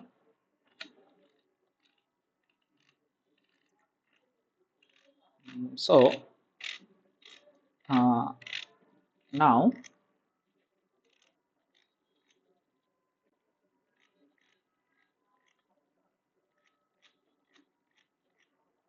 just a minute.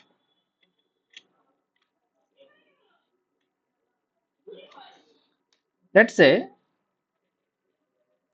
P0 called wait. At first P0 called wait. Then P0, let's say P0 is executing this code, P1 is executing this code. Let's say P0 at first call the wait. So whenever wait function is called, the value of semaphore will be 0, will be decremented. And then P1 was scheduled. It called the wait queue. So it is also 0. Then it is descheduled. Again, P1 is scheduled and it calls the wait function queue. That means it will stuck in the while loop or stuck in sleep. Then P1 got scheduled and it called wait. Yes, it is already stuck in sleep. Why? Because the value is already 0. So both of the processes went to sleep state. So every time you call the wait function, if the value is less than equal 0, it is blocked and go to the sleep state, and if it is as greater than 0, then it will decrement the value of s. Initially s was greater than 0, that's why it was decremented. Initially q was greater than 0, it was decremented, but after that p0 called wait q, it is stuck in sleep. It p1 called wait s, it is stuck in sleep. So there are some signal functions. There are some signal functions. P1 can wake up if someone calls signal Q. P1 can wake up if someone calls signal S. P0 can wake up if someone calls signal Q. P1 can wake up if someone calls signal S. P0 was assigned to call signal S. P1 was assigned to call signal Q.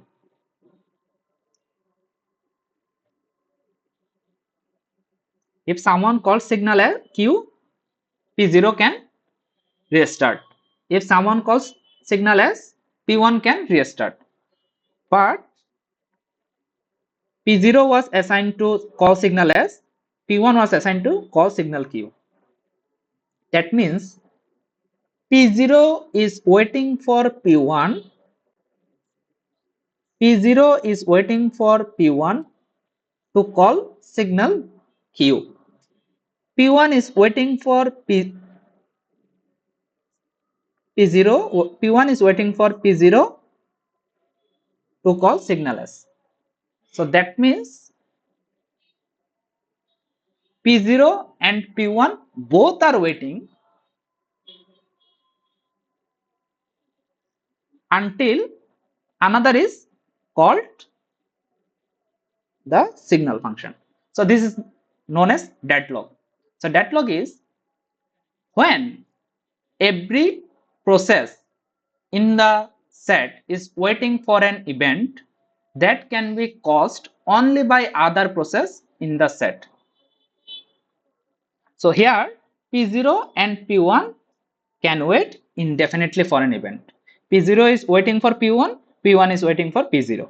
So both of the process are in the waiting state and both are waiting for each other. So they can wait indefinitely. So this is known as deadlock. This is known as deadlock when each process in the waiting state is waiting for each other. So this is known as deadlock. So another thing is named starvation. That means a process is waiting indefinitely within a semaphore. So a process is waiting in the semaphore indefinitely. It is known as semaphore. Starvation. So it can occur if we remove a process from the semaphore list using the LIFO manner. Let's say P1 called wait function. It was put in the list, waiting list. Then P2 called the wait function. It was put in the list, waiting list. Then P3 called. P3. P3 were put in the waiting list. Then a signal is called.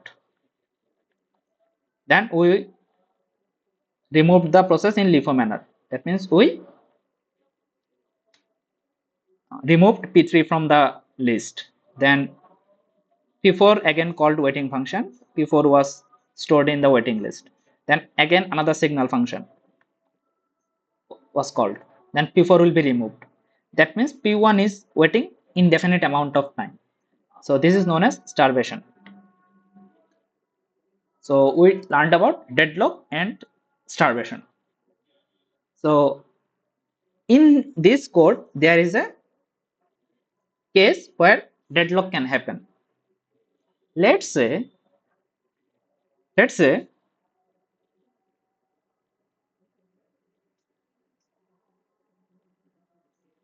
mm, let's say initially the consumer is scheduled. So it will check item count equal 0. Initially the item count equal to 0 as no item in the buffer. So initially the consumer was scheduled and it check item count equal 0. If item count equal 0, then it will place itself into sleep. If there is no item in the buffer, it will go to the sleep state. But the problem is that before going to the sleep state, before going to the sleep state, it got interrupted. It got interrupted and producer was called. So producer will create an item, buffer is not full, so it will not execute it. Then it will put the item in buffer, item 1, item count plus plus, item count is equal to 1. Then if item count equal 1, it will wake up consumer. So it will try to wake up consumer. As no consumer is in the sleep state, this wake up function will do nothing. This wake up function will do nothing. Then consumer is scheduled again. Then it will start from this line. It will put itself in the sleep. So the consumer went to the sleep state. So we at first call the wake up function, but it did nothing as no one is sleeping. But after calling the wake up function, the consumer went to the sleep state. The consumer went to the sleep state. So this is the case when you are stuck in that deadlock, because after certain time the buffer will be full, and when the buffer is full, the producer will go to the sleep state also. Then consumer is waiting in the sleep state to be waked up by the producer, and producer is in the sleep state waiting for consumer to wake him up. So this is the condition where you can stuck in a deadlock, because the order was not correct. You called wake up before the sleep function. That's why consumer went on a indefinite sleep state, and after some period producer will go to the sleep state for indefinite time. Producer is waiting for the consumer to wake him up, and consumer is waiting for the producer to wake him up. So if the wake up function is called before the sleep function, then there can be a deadlock situation. So in this bounded buffer problem, the solution is inadequate. So you need to be very careful whenever you are using semaphore. There can be easily a deadlock state. So how to mitigate this issue of this deadlock? So we are using the same count variable to check producer is sleeping or not and consumer is sleeping or not, or to wake up the producer and to wake up the consumer. We are using the same count variable or count semaphore. So basically we need to use two different semaphore. One is count fill, one is count empty.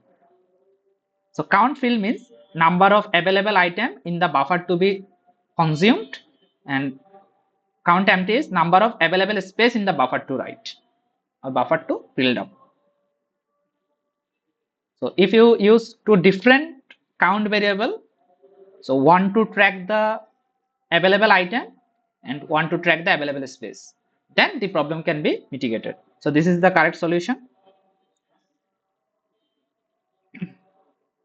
So count full tracks the number of available items, count empty numbers the available space. Initially count full is equal to 0, that means there is no available item in the beginning, and count empty is available space, which is the buffer size, that means the whole buffer is empty. And mutex is the semaphore, it is used to guard the buffer. So as buffer is a shared variable, here producer is also using the buffer, consumer is also using the buffer to put or to retrieve value. So to guard this shared variable, you need another mutex. So that's why the mutex was used. Initially, no one is using the buffer. That's why the mutex is 1. So in this solution, the previous problem was mitigated. Now we will uh, see another problem, which is called reader writer problem. It's called reader writer problem. So this is the another application of semaphore we will be using. So at first we learn about the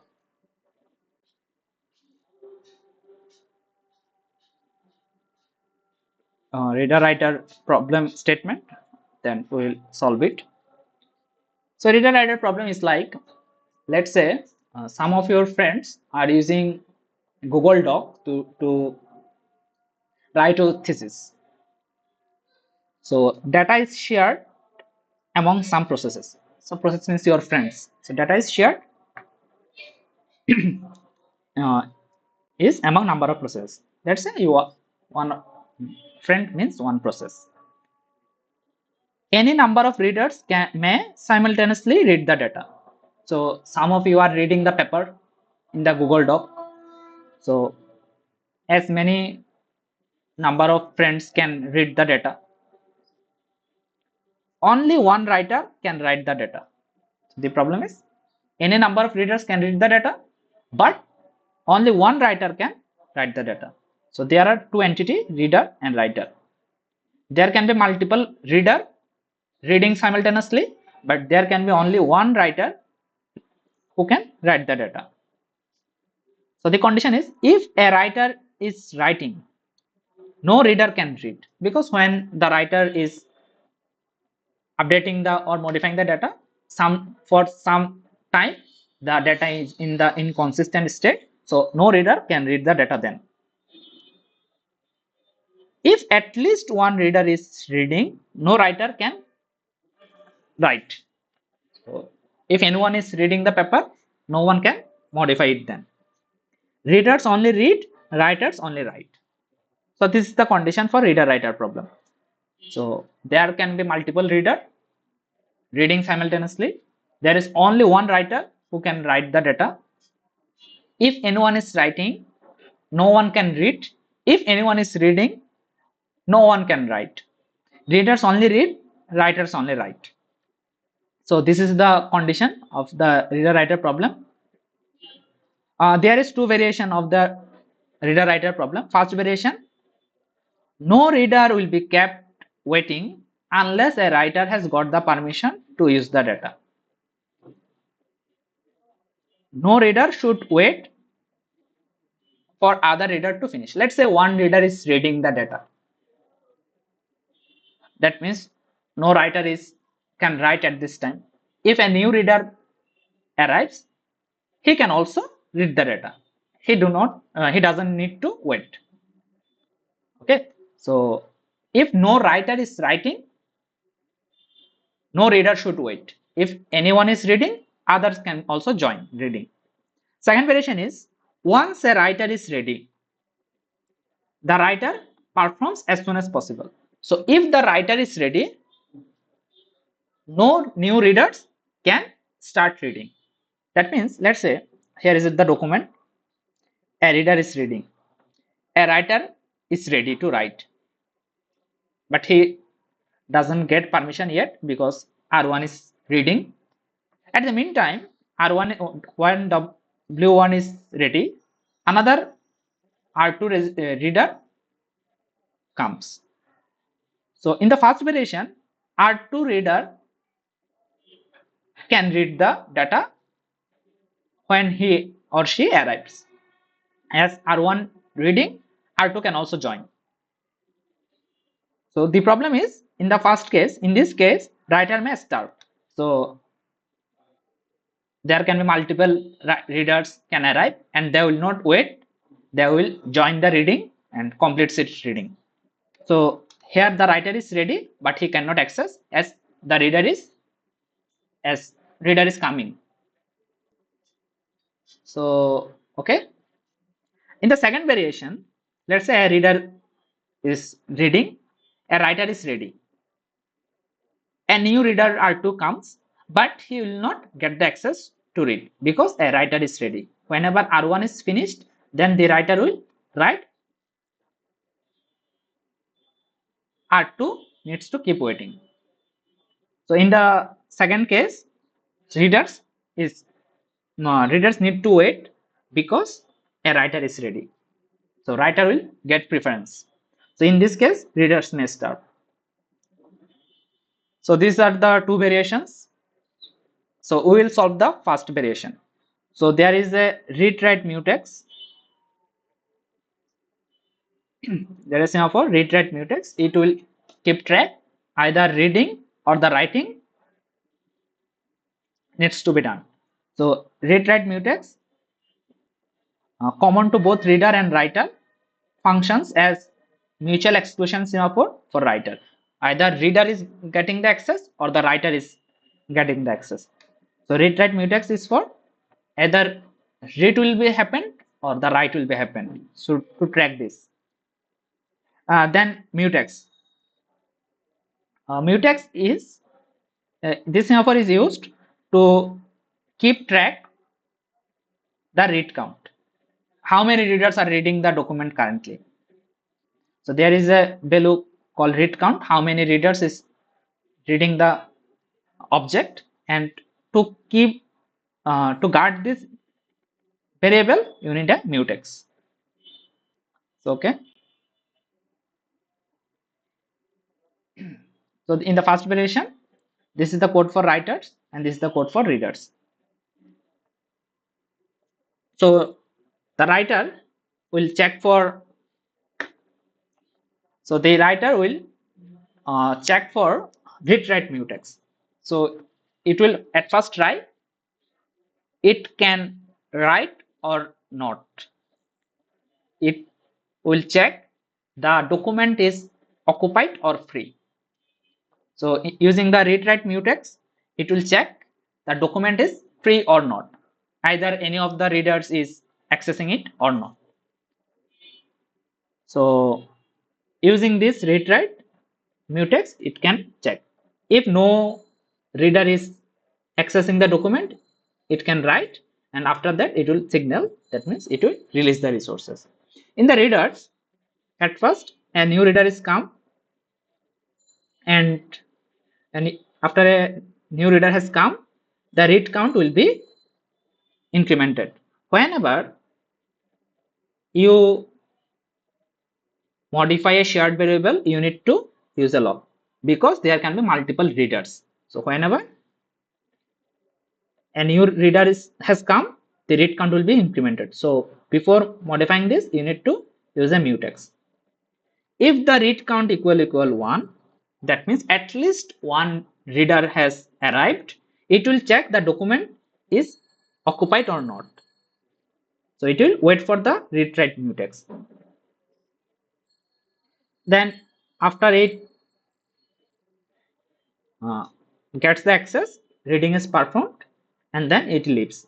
So read count negative decrements, and if read count equals 0, if there is no reader, it will release the read write mutex. That means, let's say it's the document R1 came, it will increment the read count. Initially the read count was 0, read count is 0, so it will increment it. Then it will check read write mutex to check the document is being used or not. Initially the document is not used, So it will acquire the access, then the reading will be performed. In the meantime, let's say another reader has come. So read count will be 2. So we do not need to again check read write mutex is on or not, because if the read count is already 1, already the read mutex is 0. Already the reader took the access. So the reader will get the reading access. Then after that, let's say R1 is finished, then it will decrement the read count and it will leave. Let's say R2 has also finished his job, read count will be 0. If the read count is 0, there are no reader left, it will release the document. It will release the document. That means it will signal the mutex, RW mutex, and then leave the uh, critical section. That means when a new reader has come, it need to acquire the resource. Subsequently, all the readers may come, they need to acquire it again, because if a reader acquires, no other readers need to acquire the document. It can join the reading session. So after reading the document, it can leave. Whenever there is no reader uh, is there, you need to release the document before. So whenever the last reader is quitting, you need to release the document. So this is the solution to the first variant.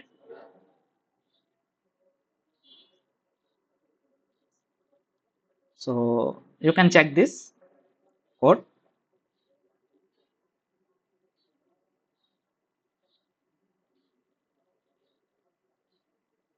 So this is the code. What if there is a single reader and single writer and two reader? So I already gave an example. What if there is two reader? And there is third problem in the application of semaphore segment, dining philosopher problem. So it is a very classical problem, and whenever you need to check any synchronized solution or any synchronization solution you tried, you can apply this in the dining philosopher problem to check its validity. So the problem is this: there are a rounded table, and at the center of the table there is a bowl of rice, and so there are some tiny bowls, and with each bowl there is a chopstick. So with each bowl there is only a chopstick. So there are multiple philosophers. So there are 5 philosophers. From time to time, the philosopher gets hungry and tries to pick up two chopsticks that are close to her. So let's say this philosopher is hungry, so it will eat the soup. So for eating the soup, he needs two chopsticks closer to her. So it will grab this and this. So whenever it acquires these two chopsticks, it will eat without releasing the chopsticks. When she is finished eating, she will put down the chopstick. Without two chopsticks, he or she can't eat. So this is the dining philosopher problem. That means there are multiple philosophers. The philosopher thinks or eats. Whenever the philosopher is hungry, it needs to eat. So for eating, he needs two chopsticks closest to him.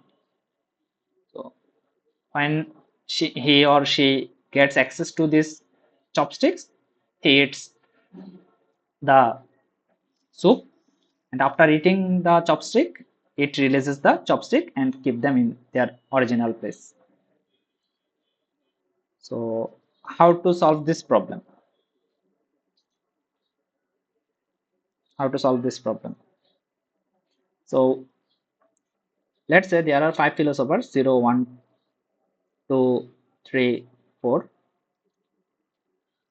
Let's say uh, it any philosopher will locate the chopsticks left to it and right to it. So it will wait for the chopstick I and I plus 1. The chopsticks left to him and the right to him. If he or she gets the access of both chopsticks, it will eat for a while, then it will release them. That means it will signal them. So this is the basic uh, working code. But the problem is whenever all the philosophers are hungry, so whenever all the philosophers hungry, everyone will get access to only one chopstick. So the zeroth philosopher will get the access of zeroth chopstick. The first philosopher will get the access of first chopstick. The second philosopher will get the access of second. The ith philosopher will get the ith chopstick access. So this is the problem of this code. That means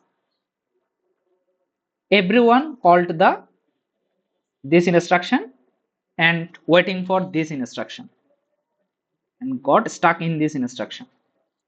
So this is the deadlock situation.